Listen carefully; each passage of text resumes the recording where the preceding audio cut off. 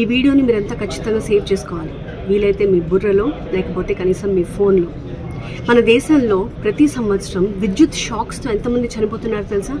అక్షరాల 12,500 మంది. అంటే సగటున రోజుకి 34 మంది ఎలక్ట్రిక్ షాక్స్ కారణంగా ప్రాణాలు కోల్పోతూ ఉన్నారు. కొంతమంది సిబ్బంది నిర్లక్ష్యం వల్లే ప్రమాదాలు జరుగుతూ ఉంటే కొన్ని సందర్భాల్లో మనకి అవగాహన లేకపోవడం వల్ల కూడా ప్రమాదాలు జరుగుతున్నాయి. జూన్ 26 విద్యుత్ భద్రతా దినోత్సవం, ఎలక్ట్రికల్ సేఫ్టీ డే. ఈ సందర్భంగా తెలంగాణ విద్యుత్ శాఖ ఎలక్ట్రిసిటీ డిపార్ట్మెంట్లో పనిచేసే వాళ్ళకి, అలాగే ఎలక్ట్రీషియన్స్గా పనిచేసే వాళ్ళకి కొన్ని గైడ్ లైన్స్ ఇచ్చింది. వాటితో పాటు సామాన్యులకి కూడా కొన్ని కీలకమైన సూచనలు చేసింది. మనం తరచూ చేసే తప్పిదాల కారణంగా చాలా వరకు ఎలక్ట్రిక్ షాక్స్ జరుగుతూ ఉంటాయి కాబట్టి మనం ఏం చెయ్యకూడదో కొన్ని గైడ్ లైన్స్ చెప్పింది. నెంబర్ 1, విద్యుత్ తీగల మీద, సపోర్ట్ వైర్స్ మీద ఎప్పుడూ కూడా తడి బట్టలు ఆరేయకూడదు. చాలా మంది తప్పు చేస్తూ ఉంటారు, పొరపాటున కూడా అలా చేయకండి. ఎప్పుడు 3 pin sockets and 3 pin plugs నే వినియోగించమని చెప్తున్నారు.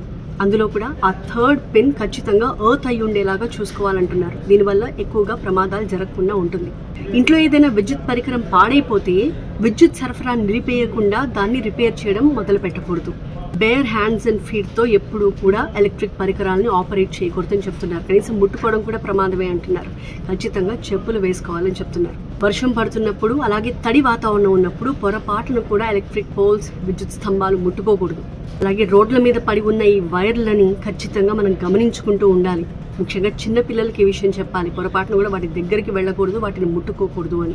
అలాగే ఎవరైనా వ్యక్తి కరెంట్ షాక్ కి గురైతే వాళ్ళని కాపాడడానికి చాలా మంది వెళ్లి వాళ్ళని పట్టుకుని లాగుతూ ఉంటారు. అది చాలా ప్రమాదం. ఎందుకంటే ఆ వ్యక్తి నుంచి ఈ వ్యక్తిలోకి కరెంట్ పాస్ అవుతుంది, అప్పుడు వీళ్ళకి కూడా షాక్ కొడుతుంది, ఇద్దరి ప్రాణాలు ప్రమాదంలో పడతాయి. అలాంటప్పుడు మీరు ఏం చేయాలంటే ముందు మెయిన్ స్విచ్ ఆఫ్ చేయాలి. ఆ తర్వాత కరెంట్ పాస్ అవ్వని వస్తువు ఏదైనా తీసుకోవాలి. లైక్ కార్డ్బోర్డ్, వుడ్, ప్లాస్టిక్ ఇలాంటి వస్తువు ఏమన్నా తీసుకుని దాని ద్వారా మాత్రమే ఆ మనిషిని అక్కడి నుంచి సేఫ్ ప్లేస్కి తీసుకొచ్చే ప్రయత్నం చేయాలి. సో ఈ పాయింట్స్ అన్ని ఎప్పుడు మైండ్లో పెట్టుకుని అప్రమత్తంగా ఉండండి. ఈ విషయంలో చాలా కేర్లెస్గా ఉండే వాళ్ళకి ఈ వీడియోని తప్పకుండా షేర్ చేయండి.